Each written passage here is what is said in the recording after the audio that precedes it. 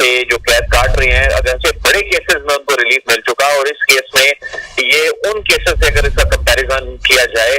تو ایسا بڑا کیس یہ نظر نہیں آتا تھا ان کیسز میں، لیکن یہ کیس جو ہے ان کے لیے مشکل کا باعث بن گیا ہے، تو ان کی سزائیں برقرار ہیں، ان کی سزا جو ہے اب انہیں مزید کاٹنی پڑے گی جب تک ان کو کسی بڑی عدالت سے ریلیف نہیں مل جاتا۔ البتہ یہ معاملہ پہلے مین اپیل ڈیسائیڈ ہونے سے پہلے سزا معطلی کا معاملہ جو ہے اسلام آباد ہائی کورٹ لے جایا جا سکتا ہے، اور اسلام آباد ہائی کورٹ اب دیکھنا ہوگا اس کو کتنی دیر میں اس معاملے کو ٹیک اپ کرتی ہے اور ڈسپوز آف کرتی ہے۔ اور اس کے پیرالل جو مین اپیل ہے اس مین اپیل میں بھی ایک ٹائم لائن دی گئی ہے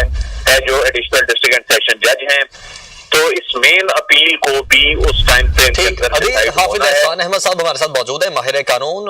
اس پر ان کا جو انالیسز ہے وہ لے لیتے ہیں۔ حافظ صاحب بہت شکریہ، آپ نے ہمیں جوائن کیا، کیسے انالائز کریں گے آج کے اس فیصلے کو؟ بسم اللہ الرحمن الرحیم، میں یہ سمجھتا ہوں کہ آج جو عدالت نے ایک فیصلہ کیا ہے وہ ایک پریکٹس جو کورٹس کی ہوتی ہے اس کے مطابق انہوں نے فیصلہ کیا ہے کہ جب آپ ایک طرف سسپینشن آف سینٹینس کے اوپر جائیں،